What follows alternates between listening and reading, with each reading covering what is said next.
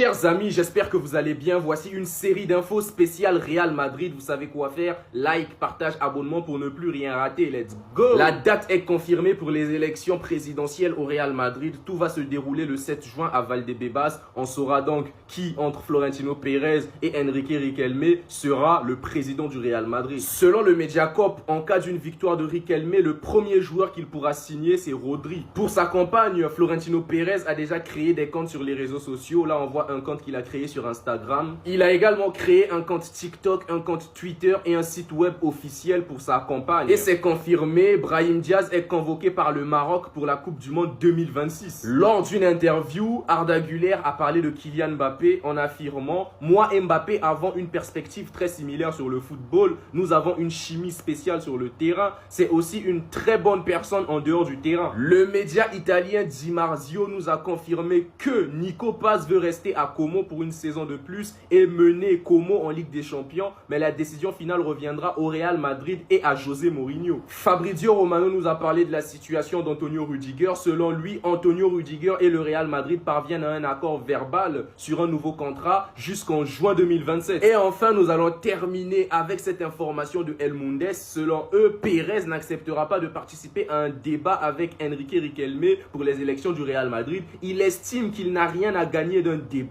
et qu'il ne ferait qu'accorder plus de légitimité à Riquelme en l'affrontant en face à face. Madridista, j'espère que vous allez bien. Quelles sont les actus du côté du Real Madrid dans ce beau mercredi matin? Aujourd'hui, non seulement on parlera de quelques rumeurs folles sur le mercato du Real Madrid, comme par exemple un Ruben Diaz ou encore un club de première ligue qui pourrait vouloir Kylian Mbappé, mais on parlera également de la date des élections au Real Madrid qui a été officialisée. Sans oublier qu'on reviendra également sur quelques propos d'Enrique Riquelme hier soir, sachant que ce dernier a donné de nouveaux détails supplémentaires sur les promesses qu'il avait faites pour sa campagne. Mais avant de vous parler de tout ça, pour tous les Madrilènes qui ne me connaissent pas encore et qui ne souhaiteraient louper de l'actualité Madrid, ça se passe ici, donc n'hésitez pas à vous abonner. Et surtout, n'oubliez pas de partager la vidéo à tous vos proches qui méritent d'être régulièrement informés sur l'actualité Madrid. Allez, on enchaîne. Alors pour commencer, vous le savez tous, le Real Madrid va beaucoup s'activer sur le marché des défenseurs cet été. Et on a eu quelques rumeurs comme Schlotterbeck, comme Gvardiol, comme Bastoni. Et aujourd'hui, un nouveau nom pourrait s'ajouter à la shortlist du Real Madrid. On parle bel et bien de Ruben Diaz. Ruben Diaz aurait été proposé au Real Madrid cet été par son représentant Jorge Mendes.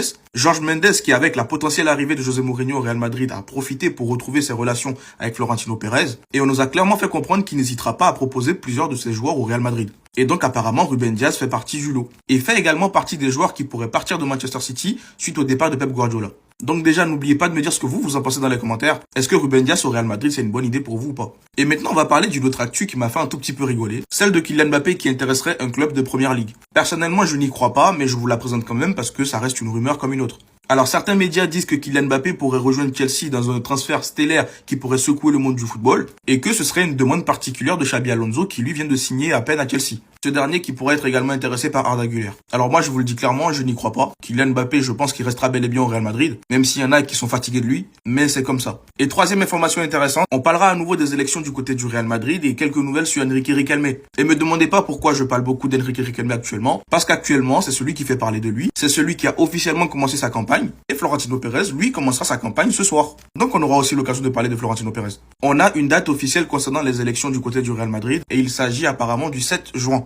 Donc là, les candidats ont pratiquement 2 semaines de campagne devant eux. Et pour ceux qui s'en rappellent, Riquelme avait promis qu'il avait un accord avec 2 superstars. Et là, hier soir, il disait que l'un de mes 2 gros transferts pour le Real Madrid est espagnol et il jouera cette Coupe du Monde. Il y en a qui ont commencé à imaginer plein de trucs. Potentiellement un milieu de terrain. Et les milieux de terrain qui sont à la Coupe du Monde, généralement, vous allez voir quoi? Fabian Ruiz, Rodri, Pedri, Gavi, Baena. Ah oui, sans oublier Zubimendi. Donc au final, les gens, ils gardent un œil sur Zubimendi, Fabian Ruiz et potentiellement Pedri. Même si Pedri, je n'y crois pas du tout. Et si jamais il arrive à faire ce coup-là, une chose est sûre, il a dit qu'il balancera des noms lors des prochains jours, prochaines semaines. Dans tous les cas, il n'a pas le choix vu les promesses qu'il fait. Et vous pouvez compter sur moi pour vous tenir au jus. Pareil pour la campagne de Florentino Pérez. Dites-moi ce que vous en pensez dans les commentaires. Et surtout pour ne rien louper, vous savez ce qu'il vous reste à faire. Abonnez-vous.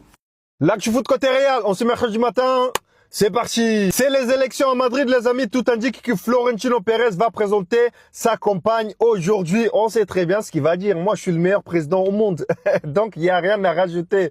Et en plus de ça, les élections, c'est prévu pour le 7 juin. En parlant des élections, voici la personne que Riquelme veut mettre dans son organigramme. Oui, les amis, Raoul. Et en plus, il a dit que l'un des joueurs que je veux ramener, il est espagnol, il joue la Coupe du Monde. À votre avis, qui? Arda Güler était en interview. Il a déclaré que, par exemple, il a reçu un message de Alonso après le match face au Bayern, que en lisant ça, il était vraiment content. Il y a un autre entraîneur aussi, cette fois-ci, Ancelotti. Apparemment, il lui a dit qu'il sera l'un des meilleurs milieux de terrain au monde. Et en parlant du milieu de terrain, il a dit que Luka Modric c'est un joueur incroyable et en plus de ça, il a eu de la chance de jouer à ses côtés, partager, discuter football avec lui. Un autre entraîneur aussi, José Mourinho, il a dit que bien évidemment qu'il respecte la carrière de José Mourinho, qu'entre-temps il a changé un peu avec lui, notamment quand ils ont joué face à Benfica. Et bien évidemment, la connexion avec Kylian Mbappé, oui, il était obligé de dire ça, les gars. Ça, nous-mêmes, on a vu sur le terrain. Il a dit que on parle le même football. Kylian Mbappé, c'est quelqu'un d'extraordinaire, même en dehors du terrain. Et si on regarde un peu le côté mercato, mais Madeleine, Nico Paz, apparemment, son souhait, c'est de rester à Como. Est-ce qu'il a tort? Surtout que l'année prochaine, il va jouer la Champions League, les gars. Si c'est pour venir, pour rester sur le banc, moi, à sa place, j'y reste à Como. Un autre milieu de terrain, mais cette fois-ci dans le sens du départ, Dortmund s'intéresse à Camavinga. Mais Camavinga, de ce qu'on a compris, lui, son souhait, c'est de rester à Madrid. Ruben Diaz à Madrid, tout indique que Jorge Mendes est prêt à proposer les services de Ruben Diaz à Madrid, les amis. Encore une fois, en cas d'arrivée de José Mourinho, les échanges entre le Real et Mendes, ça va être simple. Et on termine avec Rodrigo qui était de passage à Santos à côté de Neymar. Donc voilà mes Madridistas, quelques infos côté Real, on se mercredi matin. L'heure des comptes, c'est l'heure de dire des vérités. Hier Arda Güler, aujourd'hui Vinicius. Après une telle saison, les interviews c'est forcément ce qu'on attend le plus. Ayant été l'un des premiers à avoir rejoint sa sélection, Arda Güler s'est empressé de répondre à certaines questions, revenant forcément sur sa relation avec Xabi Alonso, citant que celui-ci l'avait littéralement mis dans les meilleures conditions et lui fournissait les clés de l'équipe, jusqu'à lui avoir envoyé un message après son match incroyable contre le Bayern pour le soutenir. La relation entre les deux était juste incroyable. Si on parle de l'avenir avec Mourinho, il paraît qu'il y a déjà énormément de respect entre les deux parties. Énormément reconnaissant et conscient d'avoir pu apprendre aux côtés de Luka Modric, propulsé par des motivations comme Carlo Ancelotti qui lui aurait dit qu'il serait l'un des meilleurs milieux de terrain au monde, ou encore Florentino Pérez qui lui a dit qu'il était l'un des meilleurs de l'équipe. Ce qui est sûr, c'est que l'un des joueurs avec lequel il s'entend le mieux sur le terrain, et on a pu le voir à de nombreuses reprises cette saison, c'est Kylian Mbappé. Pour ce qui s'agit du football en lui-même, il sait pertinemment que les supporters de nos jours jugent en fonction des stats, mais que lui n'est pas essentiellement là pour cela, mais surtout pour le jeu. D'ordre naturel, il est très exigeant envers lui-même, et il nous a même fourni l'un des exemples avec le Bayern. Alors qu'il avait retrouvé le bonheur avec un entraîneur, on va pas se mentir, il donne aussi l'impression qu'il a le seum de ne pas avoir continué avec Xabi Alonso. Je sais que vous voulez du croustillant. Vinicius est de retour chez lui. Alors qu'on a pu apercevoir Bellingham chez lui hier, aujourd'hui Militao, surtout qu'il a ce terrain splendide à son service. Entre amis, on dirait qu'ils sont en train de préparer leur Coupe du Monde de la meilleure des manières. Et d'ailleurs, si on parle d'amis, en parlant du joueur qui vient d'être élu joueur de la saison au Real Madrid, le journaliste est forcément revenu sur cette phase. Mbappé a une certaine image au Brésil à cause de ce qu'il se passe entre lui et Neymar. Kylian est une bonne personne, le Brésil a cette image de lui, mais chaque fois qu'on peut, on est ensemble, en dehors du terrain, à faire des choses entre amis. Il est aussi très proche de Camavinga qui a été toujours l'un de mes meilleurs amis. J'ai toujours eu une bonne relation avec Mbappé, je lui ai envoyé des tonnes de messages pour qu'il vienne à Madrid. On n'a pas encore réussi à jouer ensemble comme on le voulait ou gagner des titres que les fans veulent, mais très bientôt on va renverser cette situation. Mais oui, il a toujours été une vraie bonne personne et m'a toujours soutenu dans les interviews, dans les matchs et plus encore. C'est un joueur incroyable et là ici de son palmarès, c'est comme quoi il va marquer l'histoire du Real Madrid. Pour ceux qui suivent Vinicius et particulièrement ses interviews, nous savons que c'est ni la première ni la dernière fois que Vinicius parle aussi bien de Mbappé, alors que celui-ci n'a aucun intérêt particulier à le faire constamment. Mais alors que ce n'est absolument pas ce que ça dégage d'un point de vue extérieur, les joueurs sont bel et bien amis, sortent ensemble, une telle complicité, pourtant qu'on n'avait même pas avec Cristiano Ronaldo, Benzema et Bale. Mais malheureusement, cette complicité ne fait pas tout aujourd'hui sur le terrain. Et comme je le dis depuis qu'il est arrivé au Real Madrid, si seulement entre les deux joueurs, ça se met enfin à matcher correctement, alors là, le Real Madrid fonctionnera correctement.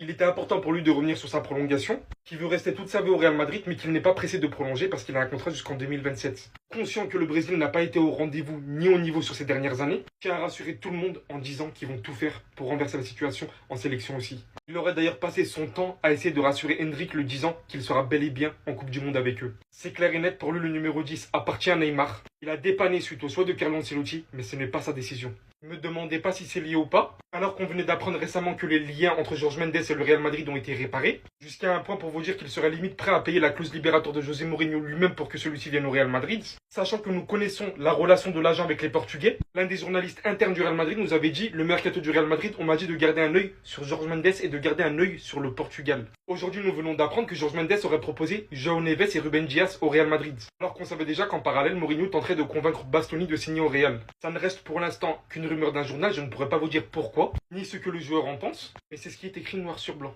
J'ai bien peur de vous annoncer que Vinicius va probablement quitter le Real Madrid. Je vous explique mon point de vue tout de suite. Mais tout d'abord, on a Vini dans une interview qui est revenu sur sa relation avec Kylian Mbappé. Et vous pouvez lire les gars, on voit que les médias nous mentent. Pour moi, les médias nous mentent. Après, bien sûr, Vini va pas lui tirer dessus, mais quand même, il l'encense beaucoup pour quelqu'un qui est censé ne pas l'aimer. Il commence en disant que Kylian Mbappé est une bonne personne. Le Brésil a acquis cette image de lui, mais chaque fois que nous pouvons, nous sommes ensemble en dehors du terrain à faire des choses entre amis. Tu dis pas ça d'un coéquipier que tu n'apprécies pas vraiment. Ensuite, il revient sur leur amitié commune avec Camavinga en disant « Il passe aussi beaucoup de temps avec Camavinga, qui a toujours été l'un de mes meilleurs amis. J'ai toujours eu une bonne relation avec Mbappé.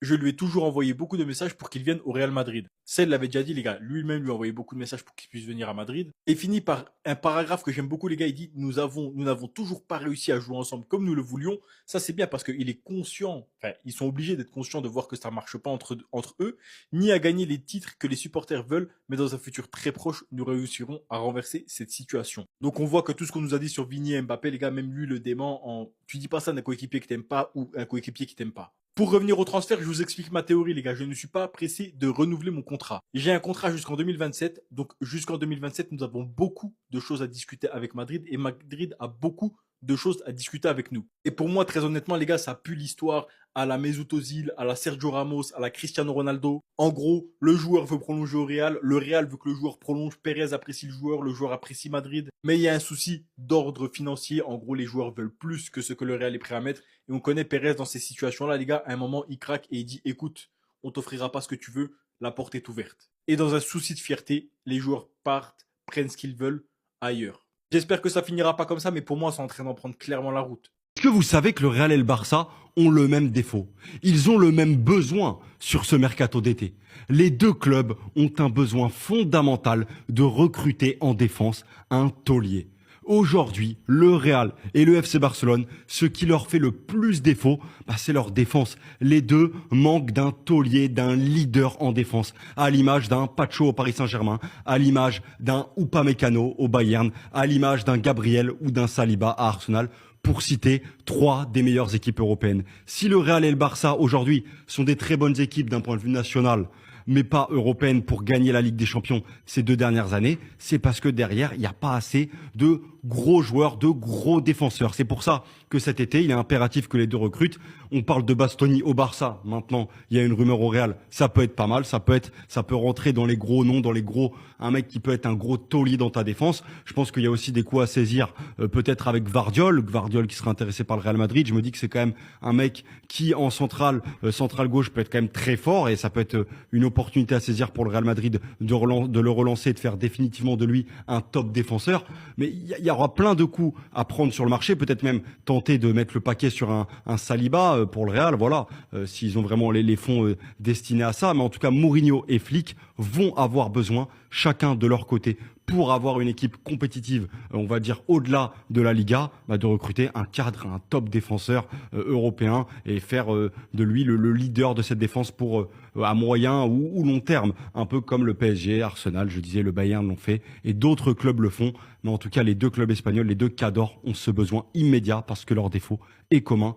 Ils ont des défenseurs qui ne sont pas capables d'assumer le poids du maillot en Ligue des Champions. Madrid a tellement perdu d'aura après les saisons blanches qu'un joueur sur cette photo il veut même plus jouer pour l'équipe. Et d'ailleurs il y a une stat qui vient de sortir sur Mbappé, il continue comme ça, Mourinho va lui faire du sale la saison prochaine. Mais avant de continuer la vidéo, si tu quitteras jamais le train Madrid, n'hésite pas à t'abonner, c'est reparti. Meilleur milieu de Serie A, un ancien de la maison, c'est fini, le mec il a même plus envie de revenir. Nico Paz veut rester à Como pour une autre saison et jouer la Ligue des Champions avec le club italien. Et surtout le Real Madrid dispose de 2 semaines pour activer la clause. Mais malgré ça le petit il est pas con, il a vu le nombre de joueurs qui allaient pas à la Coupe du Monde. Et surtout aujourd'hui il sait que Madrid n'est pas dans une situation favorable pour propulser la carrière d'un jeune joueur. C'est dommage parce que déjà il est beaucoup plus beau que Masturbinho et ensuite en termes de créativité dans le milieu de terrain ça aurait été incroyable. Bref, Mbappé a le pire rapport sans ballon parmi tous les attaquants des 5 grands championnats cette saison sans aucune surprise. C'est le pire en termes d'action défensive, en termes de récupération grâce aux actions défensives, en termes de pressing et blablabla et blablabla. Je dis souvent que Madrid a de plus gros problèmes que le positionnement en numéro 9 et le pressing d'Mbappé, mais j'espère quand même qu'il est conscient que son futur coach c'est José Mourinho, l'entraîneur qui a fait pleurer CR7. Faudrait pas qu'il oublie ce petit détail et qu'il se mette encore à marcher la saison prochaine parce que là je vais l'attraper. In fine, vous connaissez déjà la chanson, n'hésitez pas à me donner vos avis dans les commentaires. En attendant, c'était votre gars Silas, mon nouveau